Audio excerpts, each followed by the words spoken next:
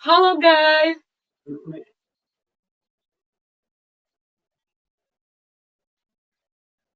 halo guys.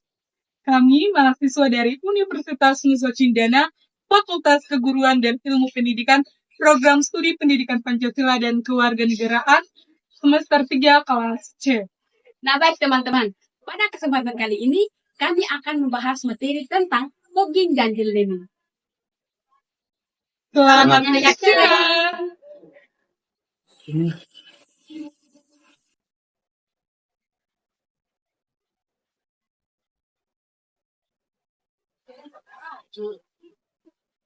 Jadi, ya,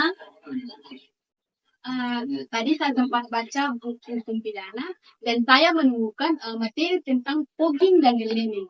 Tetapi tadi saya belum paham betul-betul apa itu fogging dan learning. Mungkin dari Yani bisa membantu saya ingin berjalannya. Boleh, guys.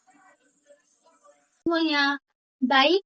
Pada kesempatan kali ini, saya akan menjelaskan tentang pengertian fogging dan deep learning. Sebelum saya menjelaskan lagi tentang pengertian fogging dan deep learning, apakah teman-teman sudah pernah mendengar atau membaca apa itu fogging atau deep learning? Kalau teman-teman belum pernah mendengar atau membacanya, mari kita simak sama-sama yuk. Jadi teman-teman, fogging atau pencobaan adalah tindak pidana yang dilakukan oleh seorang yang berniat melakukan kejahatan, namun niatnya tersebut tidak terlaksana dengan baik. Perlu kita ketahui juga teman-teman, bahwa dalam hukum pidana Indonesia, pencobaan adalah dalih yang belum selesai atau belum sempurna dalam tindak pidana. Pencobaan ini terdapat dalam pasal 53 ayat 2 dan 3 KUHP. Yang kedua, deep learning. Deep learning adalah semua bentuk serta atau terlibatnya orang-orang, baik secara fisikis maupun secara fisik, dalam melaksanakan masing-masing perbuatan sehingga melahirkan tindak pidana. Baik teman-teman, menyambung dari teman saya yang sudah menjelaskan pengertian fogging dan deep learning, di sini kita perlu tahu juga mengapa fogging dan deep learning sangat penting dalam hukum. Nah teman-teman, sebelum itu saya ingin bertanya kepada teman-teman, apakah teman-teman tahu pentingnya fogging dan deep learning dalam hukum pidana? Good. Fogging atau percobaan, delming atau penyertaan maupun persekongkolan, keduanya sangat penting dalam hukum pidana. Karena keduanya mencakup pertanggungjawaban hukum dan memastikan bahwa upaya menuju kejahatan atau keterlibatan dalam kejahatan meskipun belum selesai tetap diatur dalam hukum. Jadi baik teman-teman, tadi sudah dijelaskan oleh teman saya tentang pentingnya fogging dan deep learning dalam hukum. Nah teman-teman, di sini saya akan menjelaskan tentang unsur-unsur dalam fogging.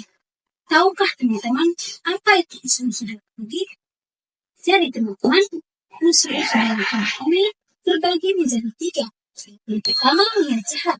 Yang kedua, pemula pelaksana. Yang ketiga, pelaksana tidak selesai. Yang pertama, niat jahat. Niat jahat adalah maksud atau tindakan seorang untuk melakukan sesuatu yang merugikan, menyakiti, ataupun mencelakai orang lain. Baik teman-teman, betul sekali yang dikatakan oleh teman saya.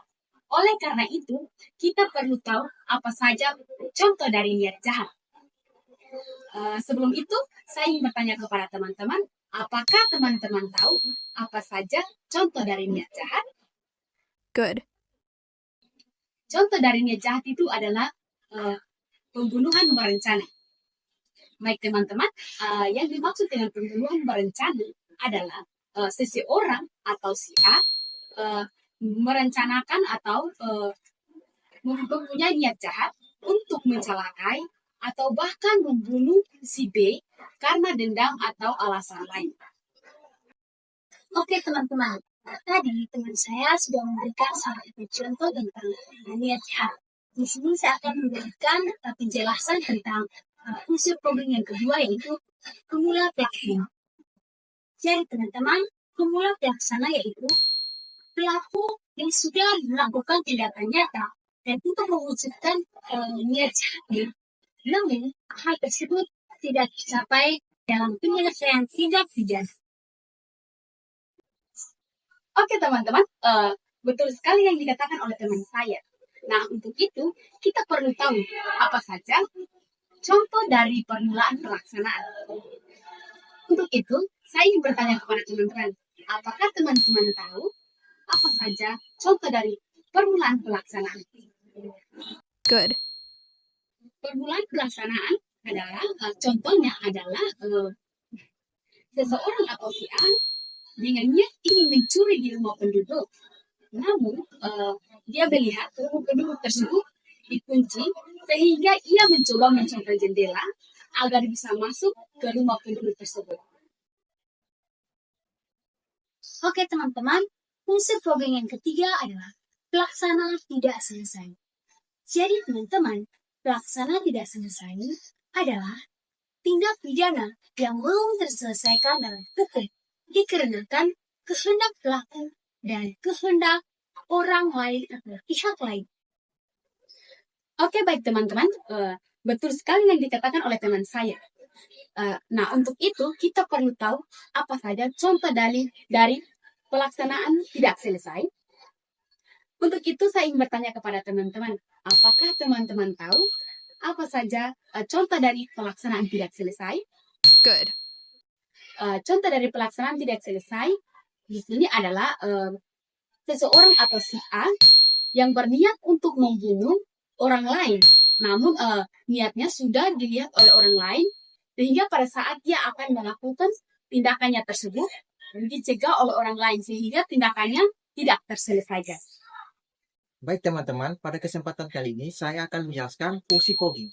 Fogging berfungsi sebagai mekanisme permohonan atau ajukan memungkinkan pihak terkait dalam perkara pidana untuk mengajukan permohonan atau tindakan tertentu kepada pengadilan atau lembaga berwenang lain.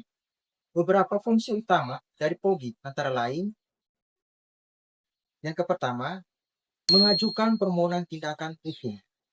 Pihak yang berkepentingan dapat mengajukan berbagai permohonan kepada pengadilan, seperti permohonan penangguhan, penahanan, permohonan pembatalan suatu tindakan, atau permohonan lainnya yang diperlukan dalam rangkaian proses hukum. Dan yang kedua, menjaga keadilan. Dengan adanya fogging, pihak yang merasa dirugikan atau memiliki kepentingan dapat memastikan bahwa hak-haknya tetap dilindungi selama proses hukum berlangsung, serta mendorong pengadilan atau pihak yang berwenang untuk mengambil putusan yang adil.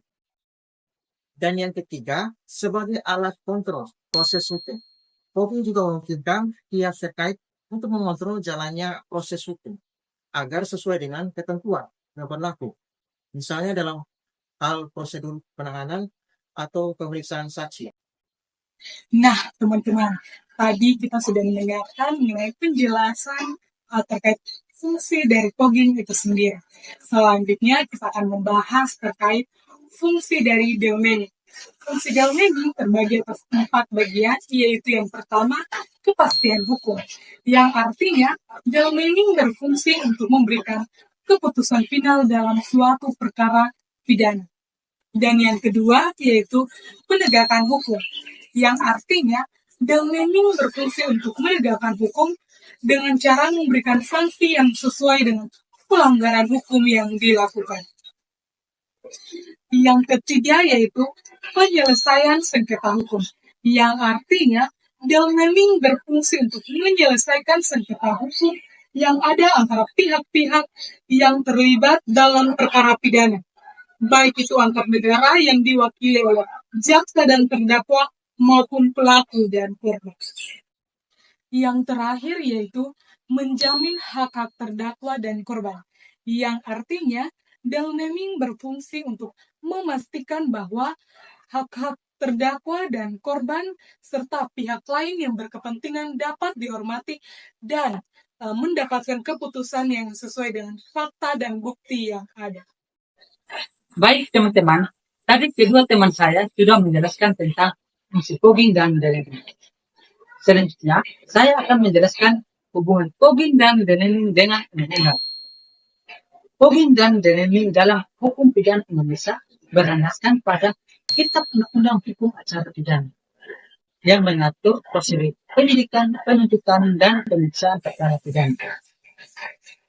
Poging merujuk pada permohonan yang diajukan selama proses hukum untuk melindungi hak-hak yang terkait, sementara Deneling berkaitan dengan keputusan ahli pengadilan dalam perkara pidana. Selanjutnya, saya akan menjelaskan peran Poging dan Deneling dalam proses hukum. Poging dan Deneling memiliki peran penting dalam proses hukum. Poging memiliki peran untuk memastikan hak-hak para pihak dilindungi dan memberi ruang untuk mengajukan permohonan terkait dengan tindakan hukum.